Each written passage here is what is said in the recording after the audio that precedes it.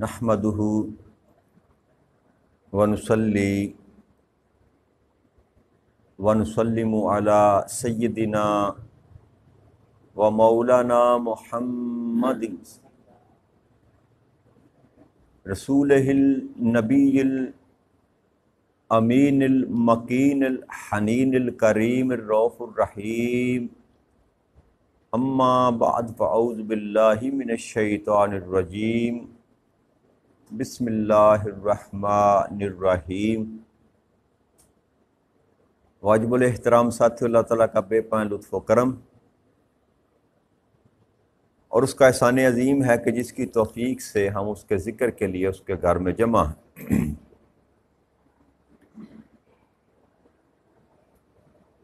اللہ کی توفیق سے ہم نے کل چھٹے پارے کا آغاز کیا تھا اور سورہ النساء کی آیت نمبر 148 اور 149 پر گفتگو کی تھی۔ آج آیت نمبر 150 سے ہم اپنے سبق کا آغاز کر رہے ہیں۔ اللہ کریم نے ارشاد فرمایا، ان الذین یکفرون باللہ ورسولہ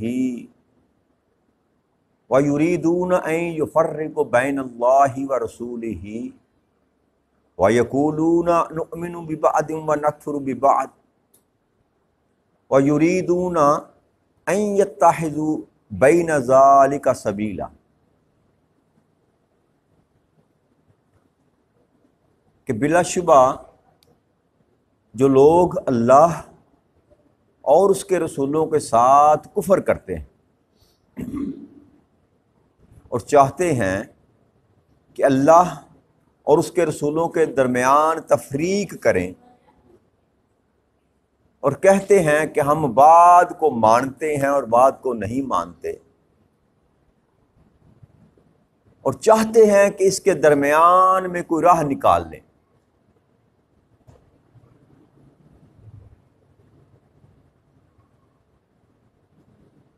اس آیہ مبارکہ میں رب کریم نے پچھلا جو مضمون اللہ کریم نے شروع کر رکھا تھا، جس پر ہم نے گفتگو کی 4-5 دن، وہ منافقوں کو اللہ کریم نے مخاطب کیا اور منافقوں کی خصلتیں، منافقوں کی عادات، منافقوں کے اطوار جو تھے وہ رب کریم نے جو ہے نا ان پر گفتگو کی۔ اس آیہ مبارکہ میں اللہ کریم نے اہل کتاب جو تھے، یہود و نصارہ، یعنی کہ حضرت موسیٰ علیہ السلام کے ماننے والے اور حضرت عیسیٰ علیہ السلام کے ماننے والے، ان کی خصلت بیان کی اور فرمایا کیا کہ وہ لوگ جو اللہ اور اللہ کے رسولوں کے ساتھ کفر کرتے ہیں اور چاہتے یہ ہیں کہ اللہ اور اس کے رسولوں کے درمیان فرق کیا جائے، تفریق کی جائے۔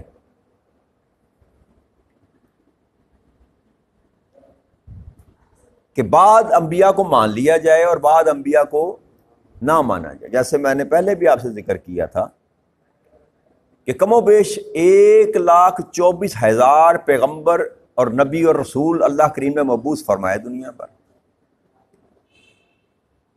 اب کسی ایک نبی کا بھی انکار ہے جو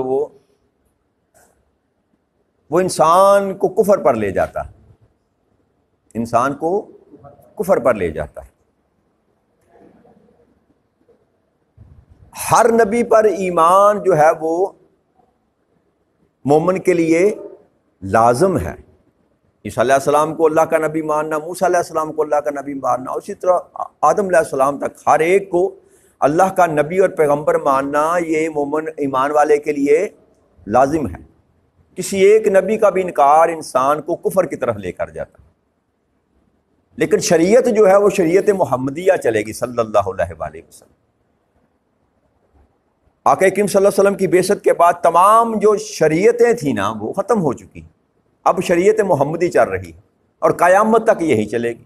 ایون یہاں تک عیسیٰ علیہ السلام جب دنیا میں دوبارہ ان کا نزول ہوگا تو وہ آئے ہیں تو وہ اللہ کے نبی، اللہ کے رسول، ان پر اپنی کتاب تھی، ان کی انجیل، لیکن جب دوبارہ ان کا نزول ہوگا تو وہ آقا کریم صلی اللہ علیہ وسلم کی امت میں امتی بن کر آئیں گے، اور شریعت محمدی جو ہے نا اسی پر کاربند ہوں گے، اسی کے مطابق زندگی بسر کریں گے، اسی کی تبلیغ کریں گے۔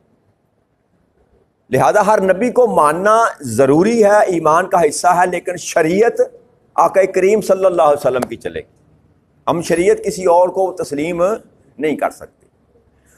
تو اللہ نے اللہ کریم ارشاد فرماتا ہے کہ یہود جو ہیں موسیٰ علیہ السلام کو مانتے اور عیسیٰ علیہ السلام کا انکار کر دیا،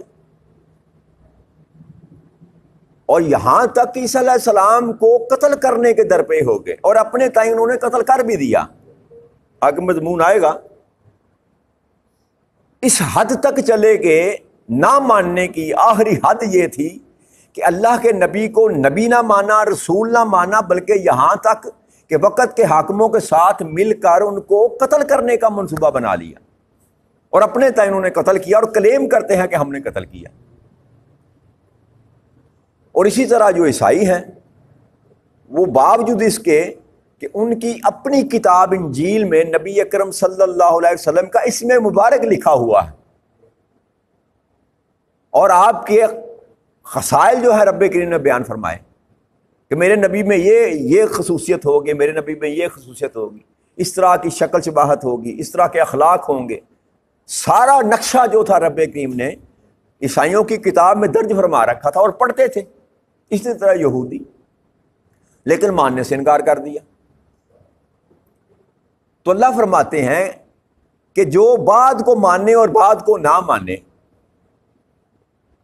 حقیقت میں وہ کافر ہی ہے، بس وہ چاہتا یہ ہے کہ بیچ میں سے کوئی رستہ نکال لے، بیچ میں سے کوئی رستہ نکال لے کہ ایمان والا بھی میں رہوں ایمان والوں میں، اور کافر بھی نہ کہلاؤں، بس درمیان میں کہیں اپنا معاملہ فٹ کر لوں، یہ چاہتا ہے۔ تو اللہ کریم نے اس کو وضاحت کے ساتھ بیان کر دیا کہ ایسا کوئی ایمان کا درجہ نہیں ہے کہ کچھ کو مانا جائے اور کچھ کو نہ مانا جائے۔ اگر ماننا ہے تو تب بھی پورے کا پورا ماننا ہے، اور نہیں ماننا تو تب بھی پورے کا پورا انکار ہے۔ جس نے ایک نبی کا انکار کیا اس نے سارے نبیوں کا انکار کیا، اور نبوت کا انکار اصل میں رب کریم کا انکار ہے، کیونکہ نبی از خود نبی نہیں ہوتا، نبی خود سے نہیں بنتا، نبی کو خدا نبی بناتا۔ اللہ کریم کہتا ہے کہ یہ میرا نبی ہے، یہ میرا رسول ہے۔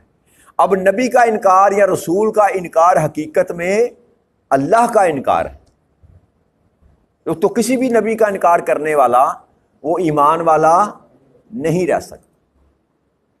اب یہود ہیں یا نصارہ ہیں، یہودی یا عیسائی، بھلے وہ اپنی شریعت پر چلتے ہیں، موسیٰ علیہ السلام کی شریعت پر چلتے ہیں یہودی، یا عیسیٰ علیہ السلام کی شریعت پر چلتے ہیں عیسائی، اہل کتاب ہونے کا جو ہے ان کو کہ وہ اہل کتاب تھے اور ہیں، ان پر ایک کتاب نازل ہوئی، لیکن وہ اگر آقا کریم صلی اللہ علیہ وآلہ وسلم کو نہیں مانتے تو اس قرآن کی نص سے رب کریم ان کو کافروں کے معاملے میں ڈکلیئر کرتا، انکار کرنے والے، کفر کرنے والے۔ تو لہٰذا اس بات کی گنجائش رب کریم نے رکھی ہی نہیں کہ شریعت میں انسان، ایمان میں انسان، دین میں انسان اپنی مرضی شامل کر لے کہ یہاں مجھے یہ کام سوٹ کرتا ہے اس کو میں مان لیتا ہوں، یہ مجھے سوٹ نہیں کرتا اس کو میں نہیں مانتا، یا یہ آسان ہے اس کو مان لے، یہ تھوڑا مشکل ہے اس کو چھوڑ دیں۔ ایسا نہیں ہوتا۔ ایمان میں داخل ہونا ہے تو پورے کا پورا داخل ہونا۔ اب اگر ایمان میں داخل ہونے کے بعد آپ اپنی مرضی کو شامل کرتے ہیں تو آپ گناہ کے مرتکب ہو رہے ہیں، آپ نافرمانوں کا درجہ پا رہے ہیں اللہ کے ہاں۔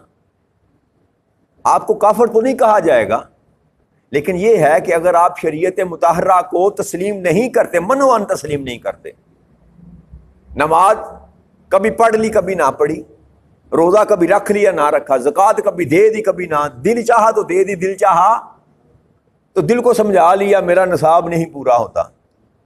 ہم میں سے اکثریت ہے جو بینکوں سے پیسے نکلوا لیتے ہیں، اور میں کئی ایسے لوگوں کو جانتا ہوں جو سرٹیفکیٹ لکھ کر دیتے ہیں کہ میں تشیع ہوں، محض کس لیے کہ مجھے زکوٰۃ نہ دینی پڑے، زکوٰۃ نہ دینی پڑے۔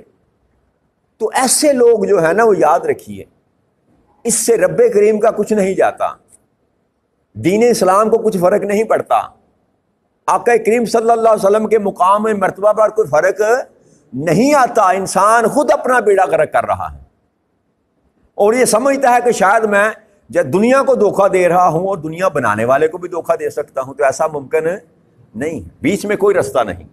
بیچ میں ایک سبق جو ہم نے 4-5 دن نشستیں جو ہم نے کی، ایک رستہ ہے بیچ کا، اس کو کہتے ہیں نفاق، جس کو اللہ کریم نے کہا کہ منافقین ہیں اور دوزخ کے سب سے نچلے درجے میں ان کو رکھا جائے گا۔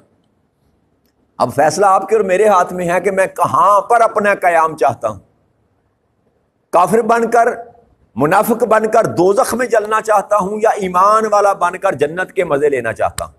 یہ سارے کا سارا جو ہے نا انسان کے اپنے سوچ پر ڈپینڈ کرتا ہے، انسان کے اپنے اعمال پر، اپنے کردار پر ڈپینڈ کرتا ہے۔ اللہ کریم نے سارے آپشن کھلے چھوڑ دیے، اللہ کریم نے مقید نہیں کیا انسان کو، جسمانی طور پر، ذہنی طور پر، شعوری طور پر انسان کو جو ہے نا مقید نہیں کیا، باندھ نہیں رکھا۔ اگر اللہ فرماتے ہیں سورہ بقرہ میں ہم گزرے اس مقام پر، اللہ نے فرمایا کہ اگر میں چاہتا تو ساروں کو ایمان والا کر دیتا، بھائی اس کو نے کن کہنا تھا، ہو جاتا وہ ہو جاتا۔ لیکن یہ سزا اور جزا کا جو رب کریم نے نظام وضع کیا، مالک یوم الدین جو اس نے کہا قرآن کو شروع کرتے ہوئے، سزا اور جزا کے دن کا مالک، تو اگر سارے کے سارے وہ اپنے حکم سے ایمان والے بنا دیتا تو پھر یہ سارا نظام جو تھا اس کا بنانے کا مقصد فوت ہو جاتا۔ شیطان کی جرت تھی کہ وہ انکار کرتا؟ جی اگر اللہ نہ چاہتا، کیا اللہ کے تقدیر سے وہ باہر تھا؟ اللہ کے حکم سے وہ باہر تھا؟ کیا اس پر اللہ کا غلبہ نہ تھا؟ نہیں، اللہ کا ایک نظام ہے، اللہ کا بے شک وہ قادر ہے، وہ کہتا ہے ان اللہ علی کل شیء قدیر، بے شک میں ہر چیز پر قدرت رکھتا ہوں، یہ حقیقت ہے، لیکن وہ اپنے قدرت کے مظاہر ہر وقت نہیں دکھاتا۔ انسان کو اس نے آزاد چھوڑ رکھا، تو اچھا کر، برا کر، سیاہی کر، سفیدی کر، گناہ کر، نیکی کے کام کر، تو آزاد ہے۔ اسی پر انسان کا مواخذہ کیا جائے گا اور سزا اور جزا کا معاملہ ہوگا۔ تو لہٰذا اللہ کریم یہ بار بار جو انسان کو سمجھا رہا ہے نا، یہ یہود و نصارہ کی مثالیں دے کر، مشرکوں اور کافروں کی مثالیں دے کر انسان کو تنبیہ کی جا رہی ہے ایمان والوں کو، ایسا کرو گے تو تمہارا شمار ان میں ہوگا، ایسا کرو گے تو تمہارا شمار ان میں ہوگا، ایسا کرو گے تو تمہارا شمار ان میں ہوگا۔ مقصد کیا ہے؟ مقصد یہ ہے کہ انسان کو سمجھانا کہ ان سارے رستوں سے، ان ساری خصلتوں سے بچ جانا۔ اگر تو یہ چاہتا ہے کہ تمہارا معاملہ خیر کا ہو، دوزخ کی آگ سے تو بچنا چاہتا ہے، تو یہ سارے معاملہ جو ہیں ان سے بچ کر زندگی بسر کرنا۔ ورنہ قرآن کریم میں یہود و نصارہ کے واقعات کو بیان کرنا مقصد کیا تھا؟ یہ حکمت سے خالی نہیں ہے، حکمت سے خالی نہیں ہے، مقصد انسان کو، ایمان والوں کو ہمیں بتانا، آقا کریم صلی اللہ علیہ وسلم کی امت کو بتانا کہ ایمان شے کیا ہے، قیامت تک کے لوگوں کے لیے۔ نبی اکرم صلی اللہ علیہ وسلم کے دور میں جو لوگ موجود تھے وہ تو آقا کریم صلی اللہ علیہ وسلم سے سبق لیتے تھے نا، آپ نے تربیت کی، وہ تو کمال کو پہنچے نا، وہ تو کمال کو پہنچے۔ قیامت تک کے لیے رب کریم نے یہ جو محفوظ کیا قرآن کو، اس کا مقصد اور حکمت صرف یہ ہے کہ ہر آنے والا جو میرے محبوب کا امتی ہے وہ جان لے کہ میں چاہتا کیا ہوں، یا میرا محبوب کیا چاہتا ہے، یا ہمارا منشا کیا ہے، ہم تمہیں کیسا دیکھنا چاہتے ہیں۔ تو یہ سارا سلسلہ الف لام میم سے لے کر الناس تک مختلف پیرائے میں، مختلف طریقوں سے، مختلف واقعات بیان کر کے، مختلف انداز میں رب کریم بات ایک ہی سمجھانا چاہتا ہے کہ ایسا کرو گے تو ایسا ہوگا، ایسا کرو گے تو ایسا ہوگا۔ سارا مضمون رب کریم کھول کر بیان کر رہا۔ لہذا یہ بیچ میں کوئی لائن ہم نہیں لے سکتے، ہر معاملے میں، کسی بھی معاملے میں یہ نہیں ہے کہ یہاں میری مرضی چل جائے گی اور یہاں میری مرضی نہیں چلے گی۔ مرضی اللہ اور اللہ کے رسول کی چلے گی۔ کس معاملے میں؟ شریعت کے معاملے میں۔ باقی معاشرتی معاملے میں آپ آزاد ہیں، کھانے پینے کے معاملے میں، کپڑے پہننے کے معاملے میں، گھر بنانے کے معاملے میں، آپ کون سے کپڑے پسند کرتے ہیں، کون سا رنگ پسند کرتے ہیں، کیا کھانا پسند کرتے ہیں، کیا نہیں کھانا پسند کرتے، چند چیزوں کا رب کریم نے نام لیا، یہ حرام ہے، باقی سب جو مرضی کھاؤ پیو۔ پہناوے میں آپ آزاد ہیں، گھر کیسا بنانا ہے رب کریم نے پابندی نہیں لگائی، اسراف نہ ہو کسی بھی معاملے میں، کیونکہ اللہ کریم اسراف کو پسند نہیں فرماتا، کھلا چھوڑ دیا۔ لیکن شریعت کے معاملے میں رب کریم نے آزادی نہیں دی، شریعت کے معاملے میں ہمیں پابندی کرنا پڑے گی۔ اگر وہاں ہم اپنی مرضی کریں گے تو پھر ہمارا شمار یا منافقین میں ہوگا یا کافرین میں ہوگا، ایمان والوں میں نہیں ہوگا۔ ایمان والا وہی ہے جو دل سے بھی اور زبان سے بھی جو ہے نا اطاعت کا حق ادا کرتا ہے، اقرار بھی کرتا ہے ایمان والا ہونے کا، اور پھر اس دل کے ساتھ تصدیق بھی کرتا ہے۔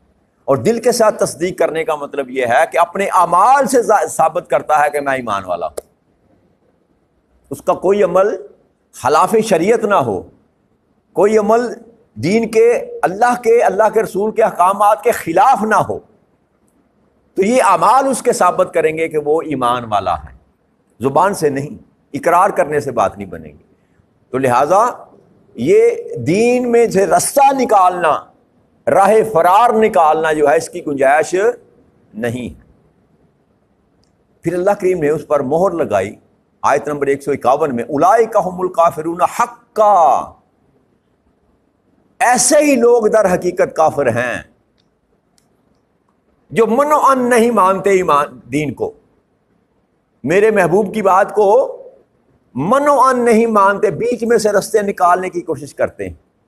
اللہ فرماتا ہے یہ حقیقت میں یہی تو کافر ہیں، حقیقت میں یہی تو کافر ہیں۔ اور پھر فرمایا وَأَعْتَدْنَا لِلْكَافِرِينَ عَذَابًا مُحِينًا، ہم نے کفر کرنے والوں کے لیے بڑا ہی رسوا کن عذاب تیار کر رکھا، ذلت انگیز جو ہے نا عذاب تیار کر رکھا ہے۔ وَالَّذِينَ آمَنُوا بِاللَّهِ وَرَسُولِهِ وَلَمْ يُفَرِّقُوا بَيْنَ أَحَدٍ مِّنْهُمْ أُولَٰئِكَ سَوْفَ يُؤْتِيهِمْ أَجُورَهُمْ وَكَانَ اللَّهُ غَفُورًا رَحِيمًا۔ اور جو لوگ اللہ اور اس کے رسولوں پر ایمان لائے اور ان پیغمبروں میں سے کسی کے درمیان فرق نہ کیا تو ان قریب وہ انہیں ان کے اجر عطا فرمائے گا، اور اللہ بڑا بخشنے والا اور نہایت مہربان ہے۔ اب جہاں یہ قرآن کریم کا اللہ کریم کا اسلوب ہے کہ جہاں ایمان والوں کی بات کرتا ہے ساتھ کفر کی بات بھی کرتا ہے، اور جہاں کافروں کی بات کرتا ہے وہاں ایمان والوں کی بات بھی کرتا ہے، کیونکہ بدی نیکی کو نمایاں کرتی ہے اور نیکی بدی کو نمایاں کرتی ہے۔ جب تک اندھیرا نہ ہو انسان روشنی کی پہچان نہیں کر سکتا۔ تو یہ اسلوب ہے اللہ کریم کا کہ جب کسی کفار یا منافقین کی بات کرے گا ساتھ ایمان والوں کی بات کر دے، یہ کرو گے تو یہ ہوگا۔ اب جو یہ نہ کرے گا اس کے ساتھ کیا سلوک ہوگا، وہ اللہ کریم فرماتے ہیں کہ جو اللہ کو بھی مانے، اس کے رسولوں پر بھی مان لائے، اور کسی بھی نبی میں فرق نہ کرے، ہر ایک کو اللہ کا رسول اور نبی مانے، تو ایسے لوگ جو ہیں ان قریب اللہ ان کو اجر عطا فرمائے گا، ان قریب ان کو اجر عطا فرمائے گا۔ اور اللہ بڑا بخشنے والا اور نہایت مہربان ہے۔ جو اللہ کریم یہ بار بار جو عطا فرماتے ہیں نا، سوفا کا مطلب ہوتا ہے بہت جلدی، بہت ہی جلدی، ان قریب۔ کئی مقامات پر رب کریم نے ایسی بات ہم کلام کیا کہ ان قریب، بہت جلدی تمہیں اٹھایا جائے گا، تمہارا حشر ہوگا۔ تو بہت جلدی جو کہا جاتا ہے تو انسان کو شاید یہ سمجھ نہیں آتی، کروڑوں سال سے یا اربوں سال سے یہ زندگی چل رہی ہے، اور شاید اربوں سال یہ زندگی چلے۔ تو یہ اللہ کریم جو کہتا ہے نا سوف یؤتیہم اجورہم، ان قریب میں تمہیں تمہارا اجر عطا کروں گا، تو انسان یہ تمہیں یاد کرا رہا ہے رب کریم کہ تمہاری زندگی تھوڑی سی ہے، ان قریب تمہیں میرے پاس آ جانا ہے۔ بھئی کتنی زندگی انسان جیتا ہے، 50 60 70 80 سال، اور قیامت کے روز اللہ کریم سوال کے مختلف مقامات پر آگے بات آئے گی، اللہ کریم سوال کرے گا دنیا میں کتنا وقت گزارا، تو کوئی کہے گا کہ بس جتنا رب کریم عصر کی نماز کا وقت ہوتا بس اتنا لمحے ٹھہرے، کوئی کہے گا ایک دن یا ایک دن کا کچھ حصہ، بس اتنا ہی وقت گزارا۔ ہزاروں برس کی زندگی بھی، نوح علیہ السلام کی 1200-1300 سال عمر تھی، آدم علیہ السلام کی تقریباً 1500 کے لگ بھگ عمر تھی، کتابوں میں لکھا ہوا ہے۔ تو وہ زندگی بھی جو تھی، ہزاروں سال کی زندگی بھی جو ہے انسان کو ایسے لگے گی جیسے ایک دن گزارا۔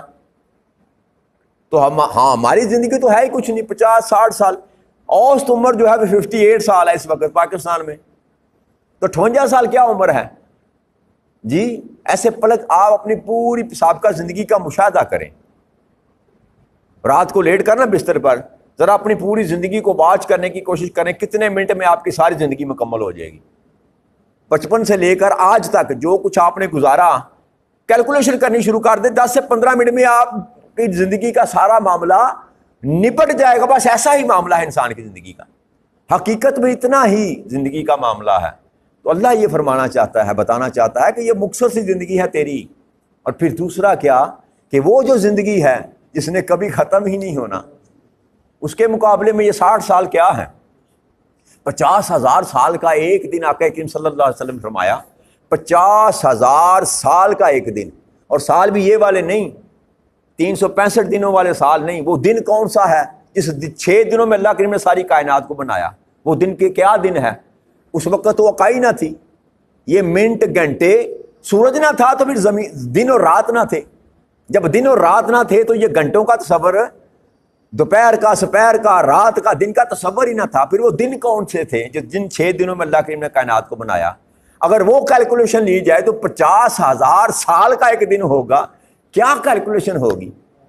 تو جب اس نظام کو دیکھا جائے، جس نظام میں جا کر رب کریم نے ہم سے سوال و جواب کرنا ہے، تو یہ زندگی ہمیں کچھ بھی وہاں نظر ایسے ہی ہوگا جیسے ہم چند لمحے کے لیے اس زندگی میں آئے۔ تو یہ حقیقت رب کریم بتانا چاہتا ہے جب بھی کہتا ہے کہ ان قریب تم نے میرے پاس آنا، کہ تیرا وقت قریب ہی ہے۔ اقتربت الساعہ، اللہ کریم ارشاد فرماتے ہیں کہ ان قریب ہے تیرا وقت، بہت قریب ہے تیرا وقت۔ وہ گھڑی جس کا تو انتظار کر رہا ہے نا، اقتربت الساعہ، وہ گھڑی بہت قریب ہے، بس انسان کو خبر نہیں کہ اگلا لمحہ انسان کی زندگی کو ختم کرنے والا ہو سکتا ہے۔ یہی تقدیر ہے، یہی اللہ کا امر ہے۔ لہذا ہر انسان کو اپنی زندگی کے ہر لمحات کو آخری لمحات سمجھ کر گزارنے کی کوشش کرنی چاہیے۔ یہ پیغام ہے رب کریم کا کہ غفلت میں نہ رہ کہ خیر ابھی وہ فلاں جو تھا وہ 60 سال کی عمر میں گیا، میں ابھی 40 سال کا ہوں، 20 سال میرے پاس پڑے ہوئے ہیں۔ کسی کے پاس کوئی وقت نہیں، کسی کے پاس۔ اس حقیقت کو انسان جتنی جلدی سمجھ لے گا اتنی جلدی اس کا معاملہ خیر کی طرف لوٹ جائے گا۔ کیا خبر کہ میں آج سویا ہوں صبح میں اٹھ سکوں، اور کئی ایسے ہوتے ہیں جو رات کو آپ کو ملتے ہیں، صبح آپ کو ملتے، اور رات دن کو ملتے ہیں، رات کو آپ سے ملاقات نہیں ہوتی۔ تو کیا اس کے ساتھ جو معاملہ ہو رہا ہے وہ میرے ساتھ نہیں ہوگا؟ میرے ساتھ بھی ایسا ہی ہوگا۔ ایک لمحہ آئے گا کہ میں آپ کو نظر نہیں آؤں گا۔ اس حقیقت کو انسان کو سمجھ لینا چاہیے کہ رب کریم باور کرا رہا ہے کہ بندے ان قریب تجھے میرے پاس آنا، لہٰذا تیاری کر کے آنا۔ لہٰذا کیوں؟ مالک یوم الدین، میں اس دن کا مالک ہوں، اس دن کا بادشاہ ہوں، اور ایک ایک لمحے کا تجھ سے حساب لوں گا، ایک ایک لمحے کا۔ لہٰذا غفلت کی زندگی کو چھوڑیں، غفلت کی زندگی کو۔ حضرت علی کے قول سے میں اپنی بات کا اختتام کرتا ہوں۔ آپ سے کسی نے پوچھا کہ اللہ سے معافی مانگنے کا، توبہ کرنے کا سب سے بہترین وقت کون سا ہے؟ تو حضرت علی شیر خدا کرم اللہ وجہ کریم نے فرمایا کہ موت سے قبل، موت سے قبل۔ تو اس بندے نے کہا کہ امیر المومنین موت کا تو پتہ ہی نہیں ہے، تو آپ نے فرمایا پھر ہر لمحے کو موت کا لمحہ جان کر اللہ سے توبہ کیا کر، ہر لمحے کو موت کا لمحہ جان کر اللہ سے۔ بس یہی سبق ہے کہ اپنی زندگی کے ہر لمحے کو میرے دوستوں بھائیوں، اپنی زندگی کا آخری لمحہ تصور کر کے گزاریں، تو پھر آپ کبھی گناہ کے نزدیک نہیں جائیں گے۔ ہر لمحہ اللہ کی عبادت میں گزارنے کی کوشش کریں گے، ہر لمحہ اس کو راضی کرنے کی کوشش کریں گے۔ اللہ کریم ہمیں توفیق عطا فرما دے کہ ہم اپنی زندگیوں میں اصلاح کر سکیں، اپنی زندگیوں کو بہتری کی طرف لے کر جا سکیں۔ وما علینا الا البلاغ المبین۔ والسلام علیکم ورحمۃ اللہ وبرکاتہ۔